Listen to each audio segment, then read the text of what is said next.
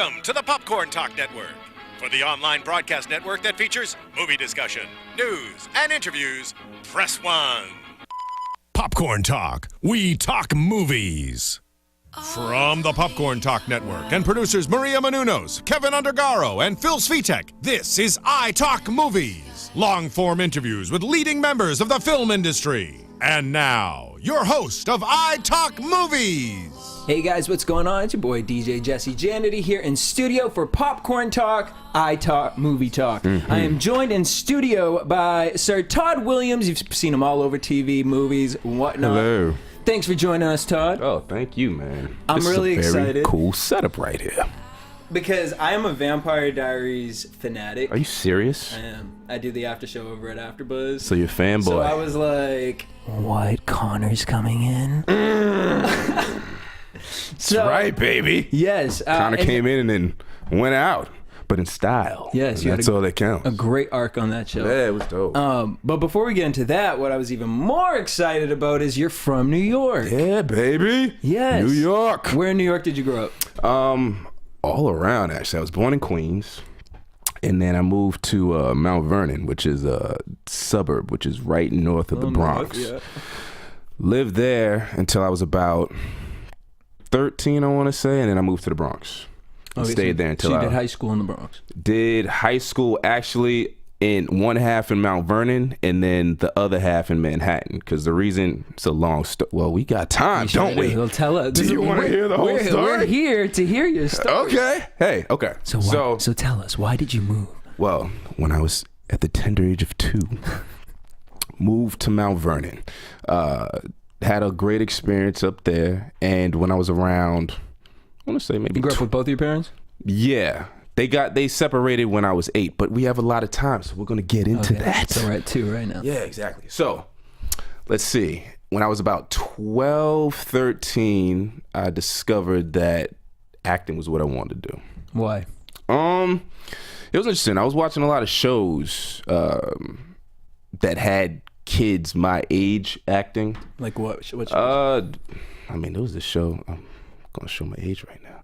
But there was this show, I don't know, a lot of people know. It was on PBS. It was called Ghost Rider. Hell, what? What do you mean? I'm just saying. Like epic. Yeah, so I don't know how. At the time, it was dope. Okay. You know what I'm saying? In hindsight, I was like, man, this is a really bad show. But I thoroughly enjoyed it. I was a watcher, man, every week. And I don't know, seeing those kids do it inspired me to want to do it, because most of the time I was watching cartoons, you know, it was Thundercats and G.I. Joe and He-Man and all that other stuff. And so do you remember Mighty Max? Nobody ever remembers. Wait. Mighty Max? White boy, red hat. His best friend was Virgil the Owl, and when he took his hat off and threw it, it would open a portal. And it was almost like Polly Pocket. The merchandise they sold were these little like worlds. No, nobody ever remembers that. But you're naming all the shows that I would think that you... I'm just saying, Mighty Max? Yeah. I've never... Maybe... I'm thinking Silverhawks. Yeah, like, come on. Voltron. All these shows. But Mighty Max wasn't up there. Yes, it was. No, oh, my gosh. I can't. He took his hat off and then threw it and turned it into a portal? Yes.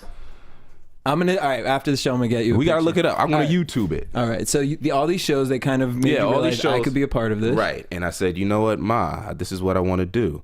Prior to that... So you're in Mount Vernon at this time? In Mount Vernon at this point. Prior to that, I thought that I wanted to be... Anytime I tell this story, people go, what? And it wasn't that I was a perverted little boy. It was just that, you know. But I'm going to get into that. All okay. Right. I used to tell people that I wanted to be a gynecologist. Now. All right. At 13 years old, you knew that? 12, 13. But let me tell you why. I used to watch a lot of Cosby Show. And Cosby Show back in the day, it was that, you know, it was super cool. It was a great family. It was fun. Everybody looked like, you know, they loved what they were doing. Dr. Huxtable, he was an OBGYN. And what did Dr. Huxtable do? He made jokes. He lived a funny life. He ate some hoagies. It looked very easy, a very easy life. I said, hey, I can get me a house in Brooklyn and live a nice lifestyle. I want to be a gynecologist. Now, the reason why I came up, it was like I couldn't pronounce obstetrician correctly. My mother said, he's an OBGYN. I said, what's that? She said, an obstetrician gynecologist. I went with gynecologist because it was easier to say. Plus, I also thought that if I told people gynecologist, they would look at me like, wow, this kid is like 12 years old and he wants to be a gynecologist. I didn't know what it entailed at the time. That's hilarious. Yeah, so anytime people say, what do you want to be? You know, oh, I want to be a fireman. Yeah, everybody wants to be a fireman. You want to be president. You want to be a policeman. Ask me. What do you want to be, sir? A gynecologist. A gynecologist. And so, That's amazing. once I realized that you actually have to, you know, go to medical school and know math and science and all that stuff, which weren't my strong points. Me either. I said, I think I need to reevaluate, which I did. And acting was something that was cool. It was reaffirmed, actually. My best friend, on Sundays, he used to go down to this church in the city. I didn't go to church. But he said, hey, you want to come down? I said, cool. At the time, they were having these, plays that they were preparing for. And I remember stepping into, it was like the youth area, and everybody was prepping for this church play and whatnot. And I just loved the energy of it. And that coupled with, you know, the fact that I saw kids on television doing it made me want to do it even more. Mm-hmm. And so I went up to the youth director and I said, hey, I want to be a part of this. And he said, well, unfortunately, all the parts are taken. I said, I don't care. Just give me something. I don't care. Whatever it is. And so he said, you know what? You could be background, pretty much. I was the chorus. If we're talking Broadway, I was the people in the back just singing along with the song because it was a musical. And so I remember I used to I memorized it from front to back and everybody's lines. I was there. I was dedicated. Like, this is what I knew I wanted to do. And that couple were ghostwriter, man. That was it. That sent me on my way. My mother, she got me introduced to an acting coach and took a few classes. And it was that's essentially how it started. Now, did you go to a performing high school? I did. At first, I went to Mount Vernon High School. They didn't have any kind of performing arts there. And in my sophomore year, I said, Ma, I want to go to a performing arts high school. So we went searching and ended up at Talent Unlimited, which was the school in Manhattan. And that was it. What was that like going to one of those kind of high schools, like a talent high school? It was interesting because this particular high school was in transition. They had it was originally, you know, typical type of high school, but they had a program that was concentrated for the arts. So they had, you know, if you went to dance, singing, music, video stuff, acting, they had all of that. And so our days starting out we had to be at school at, I want to say 8 o'clock in the morning, and we would be out by 6 p.m. Long day. Because we had to do our academics in the daytime, and then after like 2, we would get to our performing arts, and that's where it started. Got my my manager out of there when I was in my senior year, and started doing it professionally when I was 17. And so, what was one of your first gigs? Locally in New York? Man. Okay. I don't know. It depends on who's watching. You might not know. It was called The Current Affair on Fox. We were a block away from a Fox studio in Manhattan, and there was this show called The Current Affair where it was kind of like America's Most Wanted, but different. Okay. And they came to the high school because they were looking for people to be part of a reenactment. And so everybody was auditioning and whatnot. And they ended up picking me for the killer. And it was one of the coolest experiences that I ever had. So this was your first real audition? This was something that I actually got paid for. It wasn't, I don't even consider it an audition. Somebody just came to the school. I guess it was a long time ago. I don't know. To be honest with you, I don't know how I ended up with it. I didn't say anything, you know. It was a reenactment, so it was silent. It was like doing a silent movie. But you got it. Yeah, I got it, and called everybody up to let them know that, you know, I'm the man. I made it. Reenactment. Fox, check me out. And so they did, and that was it. I had the bug. I didn't care. So I read that you went to NYU to study music business because you were concerned about a backup plan. So where did that concern for you from high school to college come into play? Was that your concern? Dude, was that something that your family had kind of put into you? That was my lovely, caring family that was putting that seed in my head, telling me that I need to have a backup plan because you never know. There's a lot of actors out there. There's a lot, you never know. And you always drop the backup plan anyway. Oh, dude, that's what I'm saying. That's not like if you had just let me focus on the plan A to begin with, I would not be 30 years old. Still paying off my loans. Daggone it. Because NYU is crazy expensive. Yo, it was crazy. Sally may call me one more time. Yo, I got to the point where I always knew what I wanted to do. The minute that I fell in love with performing, I knew that's what was going to make me happy in life. And, you got parents, you got people telling you they've traveled a certain road and they've been told that this is the way it's supposed to be done. And I was the dreamer out of the family. My father, he graduated from Columbia. My mother graduated from NYU. My brother graduated from Georgetown. And then you got me, who's the dropout. And so everybody was like, They were always supportive. What does your brother do? My brother, he doesn't do anything that he did in his major. He got a major in sociology.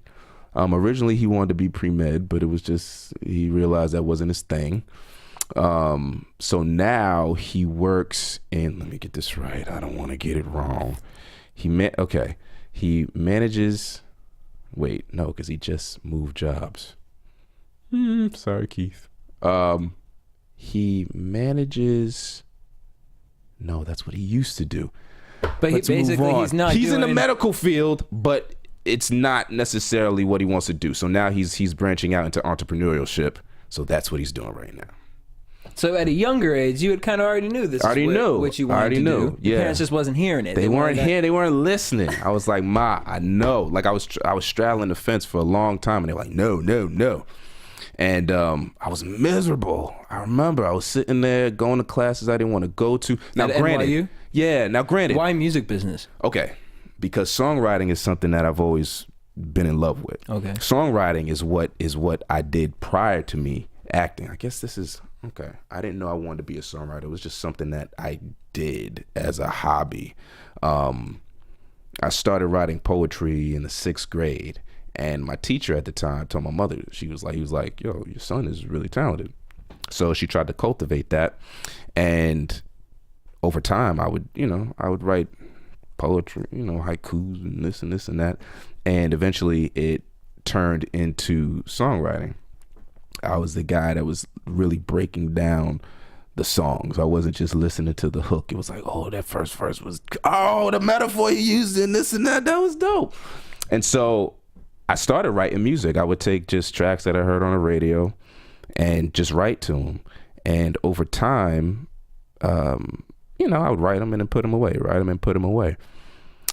In high school, when I ended up with my manager, there was an opportunity. It was me and a bunch of guys that I went to school with who started branching out into music. So the goal was that I was going to write the R&B because that was me. I was the R&B dude. I was going to write. They had a female artist. They had a male artist. They had some rappers. And we were going to, I would head over the songwriting for that. They would do the hip hop stuff and we would blow up and make a lot of money and be all good. But it didn't pan out. And at the time. Can you sing? You know what? People tell me that I got a really nice voice. And every Christmas, I do some karaoke at this there's a Christmas party at my acting school, and the ladies do love it. Is that what it is? I'm not gonna lie, but if you ask me out in public, can you sing? I'll be like, I'm all right. I've actually recorded myself just to see what people hear. It's actually pretty sexy, I gotta say. Well, can we get like a little sample? I'm building up to that. I know. Okay, first I'm gonna tell you that I suck because that's what I always do. I'm terrible. Don't expect anything. Okay. And now watch. Here comes. No, don't. No, trust me. Because if I'm nervous, if my breathing is wrong, I'm not a trained singer. Know that. Although I know if I had trained, I'd probably be dope. Right, I'm seeing it.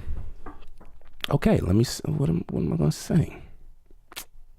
I'll sing what I usually sing for karaoke, which is "Can You Stand the Rain" by New Edition, and I'm just doing Johnny Gill's part because nothing against Ralph Tresvant, but it's a little too high for my voice. All right, you ready? Clear that palate. Yeah, well, hold on. I need some honey lemon tea. All right. I need a beat. Wait. Okay. Do you know how it starts off? Nope. Okay. Doesn't matter. 1, 2, 3, 4. On a perfect day, I know that I can count on you. If that's not possible, tell me, can you weather the storm? See? Oh. And then Ralph Tresvant comes in. Who will stand by me through the good times, the bad times? She will always be right there. All right, Todd Williams, we better get a CD from you. Well, that's the thing. Ralph Tresvant, I wasn't singing. I was just getting through it to get to the chorus. But then you cut me off. You're too humble. What's your sign? Virgo. I'm a Virgo, too. When's your birthday? September 5th, day after Beyonce. September 11th. Boom. And I always That's like why I male. see you doubt yourself. Because that there, if you've been writing and then you went to school for music business, Yeah. like I'm seeing like a thing here. And then I was also going to ask you, do you write screenplays? You know what? I'm in the process. Because I'm sensing the brain is like... Yeah, I'm in the process of working on that. I got some ideas that I've been harboring for a long time. Another Virgo problem. And I'm a thinker, man. I'm an overthinker. Yeah, I'll overthink myself out of something. So I've really been getting into the mindset of just saying fuck it, man. It just anything that comes. Can I say fuck it? Yeah. Okay. Anything that comes. She's like, oh my god. Sorry, most PR people didn't know. Yeah, I was like, oh, don't like when I'm hosting. So where was I? About screenwriting. Yeah. So I think that I'm getting into the mindset that if there's an idea that moves me, then chances are there's something that the universe is saying to go, yo, do what you got to do to get it out, and not second guess that. And if I want it to be good, then just put in the work to learn how to understand structure and plot and character development and all of that stuff. Because I would think of the entire task of writing a screenplay, and it felt so daunting and overwhelming. So I would just be like, you know what? Maybe I'll just pitch it or something. Yep. But will somebody be able to really get what it is that I'm trying to convey? So at the moment, I'm just taking my time with it. I'm not putting any time frame on it. I'm just taking it as it comes. And so far, as I've been learning how, about structure and whatnot, it's slowly coming together without me having to do that much work. It's strange. How quickly it'll get out. Because right now it's in the beginning stages. I pretty much outlined the entire thing. Haven't got to dialogue yet, but it's coming, and I think it's pretty dope. You got to unlock the Todd that was walked into that church that day. And said, "I'm gonna study the whole script and get it just done be right like, now because it's mine." That's what I'm saying. Ownership. It's coming. That's what it's I feel about. I sense it. It really is about ownership, and the older I get, the more I have to tap into that 17-year-old self. Because the 17-year-old self, he was like, yo, fuck it, we could do this. He didn't have scars. Nope, not at all. There was no pain. There was no, letdown. Yep. There was none of that stuff. There was just hope, promise, and, in my mind, at 17, I was like, 5 years. Give me this. Give me 5 years. It's going to be like, boom, millions of dollars. And then 20 years later, it's like, Todd, we can still do this, it's man. Coming. It's to the point. I look at it like this: when you do what you love, I've already, I've pushed off the shore and I've been paddling. And your work is very consistent. Knowing that land is on the other side. I'm to the point where if I look back, I don't even see land anymore. So I can only go forward, and I know it's gonna come. It's just It's not that it hasn't come. It's just that you're always wanting more. It's a Virgo. You're never as much as everyone can think you're perfect and the best, you're like, ain't shit. No, yes. I feel like I'm always growing, and every time I see something, the last thing I did, I'm always like, I could have done that better. There's room for growth on that, which is not a bad thing. Hunger for wanting to grow and be more and be better, and progressive overload. It's like when I work out, the only way that you're gonna grow that muscle is if each week you push yourself a little more. You put in an extra rep, or you put in an extra set, or you do something that will put just a manageable amount of stress on you, because in that way, growth is inevitable. What was one of the biggest, we talked about that 17-year-old self, didn't have scars. What was one of the biggest kind of letdowns for you once getting into, you'd been part of Lyft, Third Watch, Tilts, you've done video games to TV shows to movies. Yeah. What was like a really key point for you as in this world of entrepreneurship? People don't talk about depression, and that's something that a lot of actors or creative people go through, and it's never spoken about. What was kind of a moment for you that kind of put you in that mood, and then how did you get out of it? It was probably, it's interesting. I've had a very nice progressive career. I never went 0 to 100. I've always gone step by step. So whereas with the current affair, it was just a reenactment. The next thing I did after that, I was supposed to be back, and this was One Life to Live in New York. I was supposed to be just background. I got bumped up to an under 5, and then from there it was Law and Order, which was I was a one-day guest star. And then next Law and Order, I was a major guest star. And then I had a recurring on Third Watch. And then I got a series regular on Tilt. So everything was like bit by bit by bit. I felt the movement. I felt the progression at that point in time. Once you get to that series regular, it's like, okay, let's keep this train going. You know what I'm saying? I put in the work. Let's do this.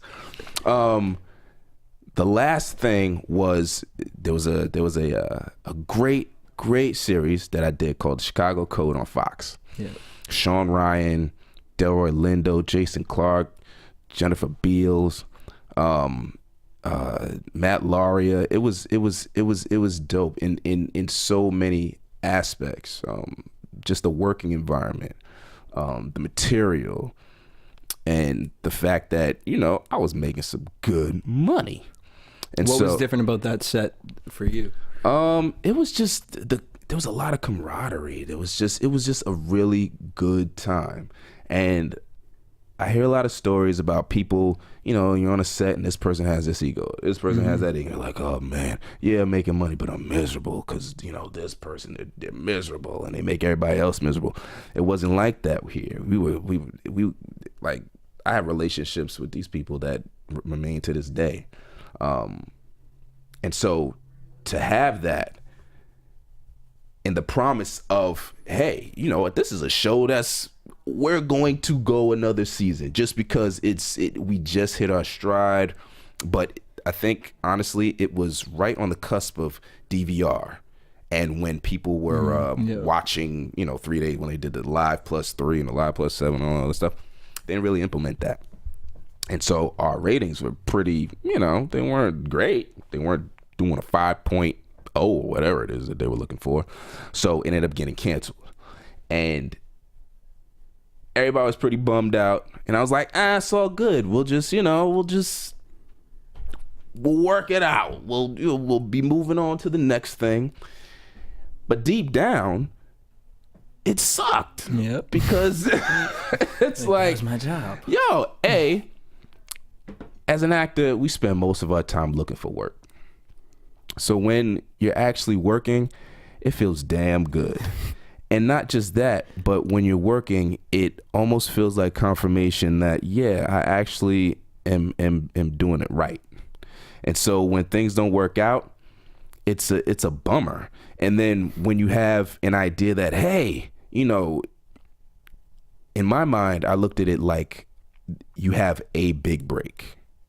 And that's it. You get this one thing. And it's like, boom, stratosphere, money, you know, security, all that stuff. What it really is a series of breaks. You have a little break here, you get a little break there, you know, this does a little something. And in my mind, this was the big break. This was what all of the time that I put in was waiting for. This is the manifestation of everything that I was putting in. And when we didn't get picked up for another season, it was just like, dang. And it felt like I was back at square one. I was auditioning, doing the same thing that I was doing before. And so I started just questioning myself, which is it's the devil. It's the devil. Never do it. Never do it. And there must have been a depression or something that was going on that I just didn't admit to. And it took time for me to really sit down and go, you know what? I really am down about this. And I really have to be honest with that. Everybody's seeing me moving on to different things. There was a year where it was just dry. There was just nothing going on. And it seemed like everybody else hopped on something else. And I was like, yo, what is going on? Is it me? I'm never one to not be happy for other people, ever.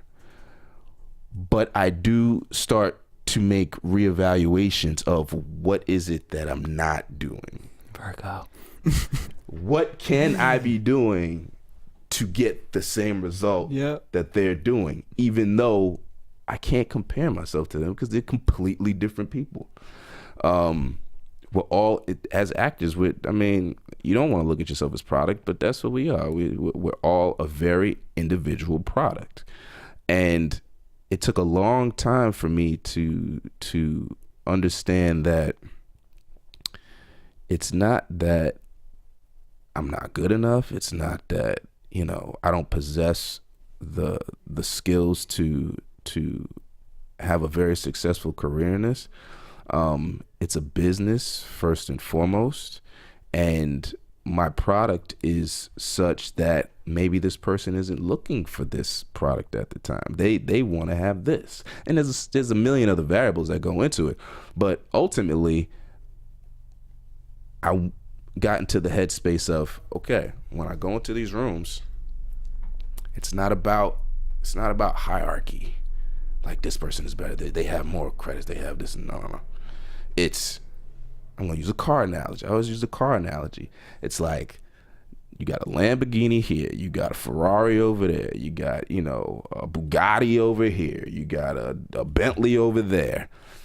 And we're going into this room, and the people are going, based on the material that we have, what would fit best? Would it be the Bentley, the Lamborghini, the Porsche? Every car is good in its own right, but has different characteristics. Mm-hmm. And so they're like, hey, we're going to go with the Bentley.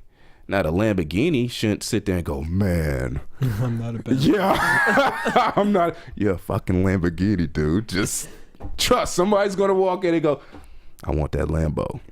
So I had to get into that mind space, which took a little bit, because there's nothing but highs and lows. And I don't know. I hope that I answered that question. And you did. And from there, you got switched at birth, Vampire Diaries, Teen Wolf. Yeah.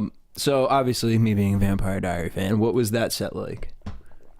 Because I've heard it's blessed. Really like family. It is. I've been so blessed. I don't have any of those experiences where it's like asshole-ish actors and the divas people, on set. Divas. No, it was cool from the jump. I remember I was in the area where all of our rooms are. Cause it's kind of like a dorm. It's because you guys film in Atlanta, right? Yeah. And so, you know, I'd be over here, and then Steven be over there, and then you know, other cast members would be over here and there. And I remember I was in my room, getting, just unpacking, getting my stuff together. And Stephen McQueen walks by and he's like, yo. And I'm like, yo.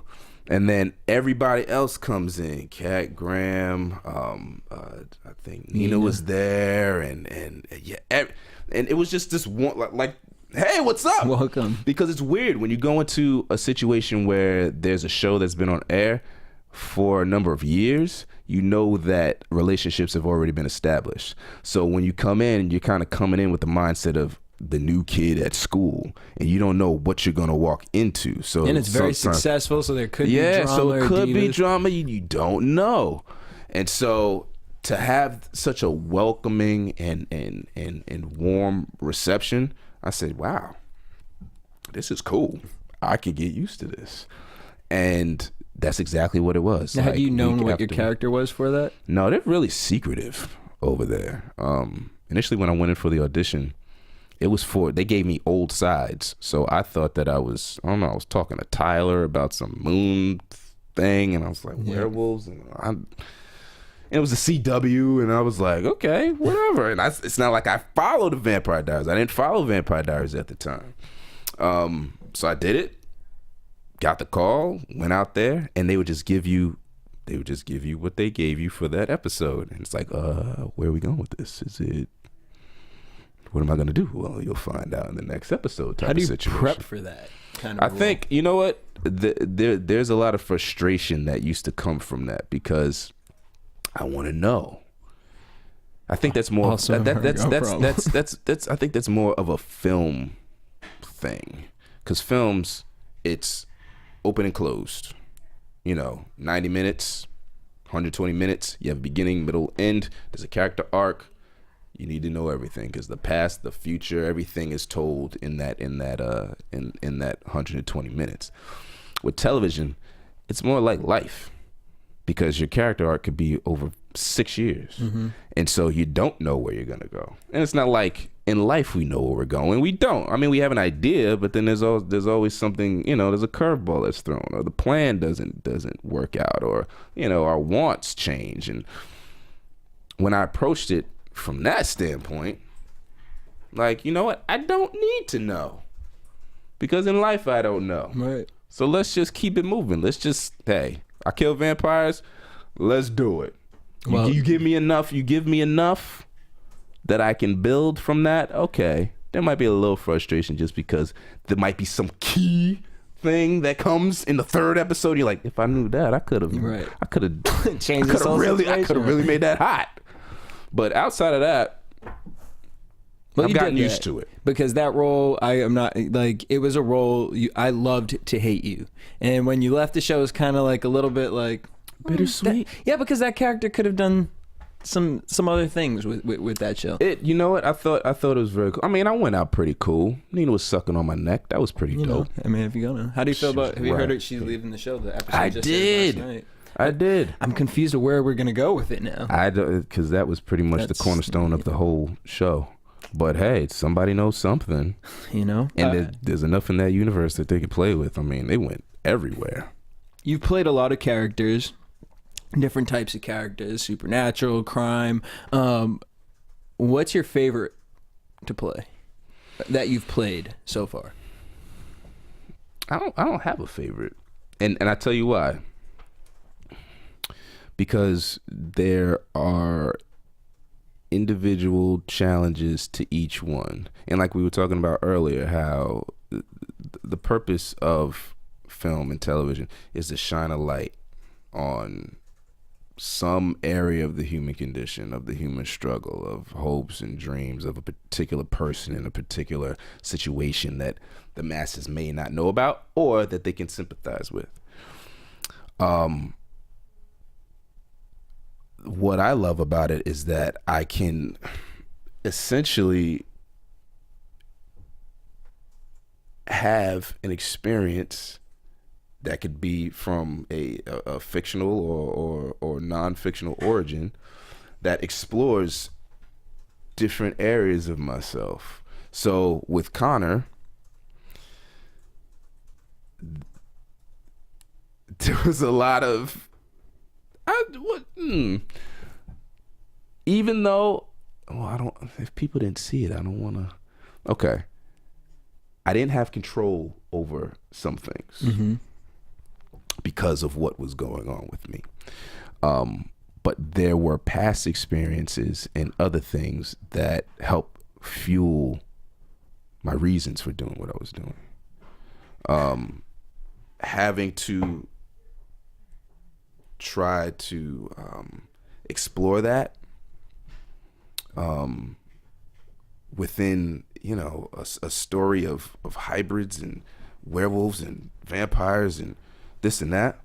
It's different than how I would do it for, say, Chicago Code, where I was a cop with a completely different set of circumstances. My favorites are all of them because they're different pieces of me. They're different areas of me that have been amplified. Fears or pain or regrets or insecurities or hopes, dreams, nightmares, all that stuff. Well, and it all kind of sounds like the definition to your new movie, San Andreas. Yeah. Pain, fear, scare. Because I don't know if I really want to see the movie. I'm really skeptical about actually going to see it. You know what? I think a lot of Californians. Yeah, like I don't know. I might have to move back to Massachusetts. The Californians like, oh, that's nice. Everybody's just like, yeah, San Andreas. Woo! It's gonna rock. Yeah. And Californians are like, yo, because everybody keeps saying it's not about if, it's about when. Right. And so it would really suck. And then you have the stuff going on in Nepal, which is just totally unfortunate. But there's a reality that's there, which for people living in the area that it's supposed to be happening in could be on a different level of terrifying than it is for someone who lives in, New York. What's your character, and then what can we expect from this movie that we don't think we're going to get? I've told other people that. Let me start with the story itself. You have, because it's a blockbuster, and because it's a huge summer action disaster film. You of course have a great degree of spectacle. Right. And so, in that respect, like I pictured Dante Creek on crack. Yo, that was with the volcano, yeah? Yeah. But nobody lives around a volcano. Right. That's why I could watch that movie. Right, exactly. You're like, oh, this is cool. And the people in Mount Vesuvius, they're like, I don't like this movie. The Day the World Ends or something like that. Yeah, I can't do that tomorrow? stuff. Yeah, no, I can't. Yeah, because it could happen. So you have the spectacle aspect, where the earthquake takes the forefront. So some people are going to look at, there's the ground shaking, there's things crumbling, there's people running and screaming, there's, and then Dwayne saving people, and there's that, the action portion of it. And then you have the character-driven story, which is about Dwayne, who plays Ray, who is a helicopter search and rescue pilot for the LA Fire Department. And when we meet him, he is going through some personal things with his family. Not necessarily that they are at odds with each other, but due to something that has occurred, he's at a point where he's really become married to his job. And his wife has sort of moved on into another relationship. His daughter is grown up and now she's going off to college. And so there's this sense that everybody's kind of migrating away as a unit. The catalyst is this earthquake that makes him make the decision that, no, I have to go and save my family. Not just physically, but save his family from falling apart. So that's that.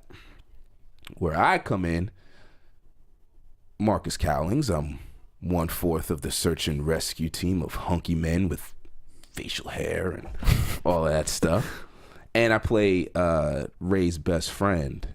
And I play a very specific, I have a very specific role in the film where the theme is about family. In my mind, it's essentially about family.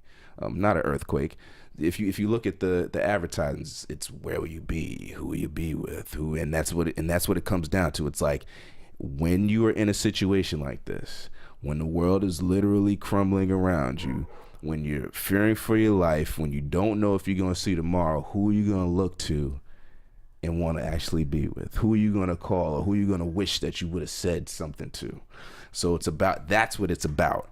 And as Marcus, I'm reiterating that theme to him. It's like, Ray, you're fucking up. You got things that you got to do. I don't say it exactly like that, but as his friend, I'm planting seeds, and eventually a seed sprouts. And so you're the conch. He takes it. Yeah, yes. Jiminy Cricket. Mm-hmm. The dude on his shoulder. Yeah, that's good. I'm Dwayne's conscience. There you go. And there you go. So the movie comes out May 29th. Mm-hmm. I don't know. Like I'm up in airs. I'm gonna go see it, obviously, because everyone here is gonna go see it. Yo. But it does sketch me out. So like working on that kind of a set and, being out here, was there any kind of real moments where you're like... Not at all. What am I going through? I shot in Australia. It was all good. I wasn't thinking about LA at all. It was beautiful. Gold Coast, Australia. That's where we were at. And at the WB stages. And it was interesting. The whole... It's so mind-blowing to see the finished product, because when you're there... it's how this different. It's so different. It's like, really, this is all right. And then you see the finished product, and it's like, whoa, it's amazing. It's the computer generated. It's amazing what they do. I see why it takes so much time, because the detail. Because when did you guys finish rapping for that? I personally rapped in, I want to say. It was like a year ago. Oh, it was really? like late May. Late May. And then it went on, and then I think they picture rap probably in June of last year, I want to say. And then before we wrap up, I want to talk about this movie Silver Skies we were talking about before. Yeah. Now we don't have a release date for it, but what's the general synopsis of the movie? Well, basically it's about a group of I don't want to say elderly, because they're not elderly. They're people that are over 65 who... Elderly. I mean, until we I'll get say there, it. I'll be the one. There, and it's like, hey, it's not elderly. Right. And you're like, well, if you can order in that little corner section on the Denny's menu. Yeah, I need a better euphemism for older. I'd say well-aged, golden-yeared people who have all come together at this home, basically. A retirement home, and they get news that the retirement home is going to be converted into condos, and they don't have the money to pay for it. So it's about the protagonist, who is actually one of the residents that nobody really knows about. She's a mystery, and she goes about essentially trying to save the nursing home. Is that really what it's called? Retirement home. I play her financial advisor, who is trying to steer her in the right direction, because financially it doesn't make sense based on the numbers. And so I try to coerce her into doing something different, but she's too passionate about it. So we have this relationship, this back and forth kind of thing that goes on. And it was a really neat film. Like I said, shining light on different areas of the human condition. I haven't seen a lot of films that focus on people that are over a certain age, and there's a lot of different challenges and things that come up that we don't think about in our 20s, talk about or bring to 20s and 30s. Everything from physical health to new relationships. I mean, what do you do when you've been married for, 30, 40 years and your spouse passes away, and then you're trying to find, companionship or love, and I don't know anything about that. But what was interesting is that I could empathize with the loss, and I could empathize with the uncertainty of knowing if there's going to be anybody that will care for you or be, because the kids are grown and they have their lives, and here you are and your body's deteriorating and you're alone, and oh man, I'm feeling it just now. No, it's a world that a lot of people put their grandparents or whatever. Yeah, it's later. And they don't want to think about it because it's scary. Nope. It's scary to think. You think about you have somebody, because I think naturally humans we want companionship, and people they strive to get married and just to cleave to someone, and you find that someone, and then you spend all this time together. Now, granted, it's never going to be perfect. They might get on your nerves, but there's a love that's there. And then just imagine 30 years of seeing somebody every day, and then not. No, my grandma went crazy. I could imagine. Who went first between my grandparents? My grandmother went first, and then my grandfather. He didn't go too long after her. But I think honestly, you can see it in their soul. Something dies. See, I don't want to go into that area, man. We'll talk about them when we're old. But I do appreciate someone creating a film like that to have that type of conversation. With Doubt. I don't know if you remember with Meryl Streep and what's his name? That was those kind of movies. It's stuff like let's bring it to the forefront instead let's talk of about that. All the same alien movie that we see all the time. Well, I think. And that's the thing, you have the business of it, where it's about making money, and then you have what the medium's purpose is supposed to be. And so, like finances, I think it's supposed to be a portfolio. You have your tent poles, you have your blockbusters, and then you have your real character driven stories that really talk about just different areas of life and told from different perspectives. That's all it is. It's like, you got 1 million people, they're going to have 1 million perspectives. And with this medium, ideally, you should be able to tell each person's perspective, because it creates awareness. And I feel it creates growth. Like me and you, we're looking at this cup, but we're looking at it from 2 different viewpoints. And I'm like, hey, no, there's this and that going on. You're like, no, looking at the same cup. Yep. And if that represents life, I mean, think about it. That's what it's about, man. That's why people should travel and other cultures and just ingest everything, because it's completely enlightening. And ideally, that's what film is supposed to do. It's supposed to enlighten. I mean, granted, you got your junk food. That's great. But you need your soul food too, Need them nutrients. The macros, son. Well, Todd, it has been a pleasure of mine to have deep conversations with Todd Williams here at iTalk. Thank you, sir. May 29th, make sure you guys check out San Andreas, blockbuster hit. Yes. And a great character-driven story as well. Is this the music that we normally go out to? I can't even hear it. Can you not? Am I the only one hearing this right now? Or is this like a San Andreas thing? Oh, there we go. Okay. Because I was like, where are we going with this? What are we turning into? You can't hear it? Turn it up. Yeah, turn it up. Turn up. Oh. This seems like after the crash. Just kind of looking over everything. Is this Sia? Is that Sia? Thumbs up. It's a remake of California Dreamin'. Yeah, I think this is the... Wait, is this the Sia version? She killed it.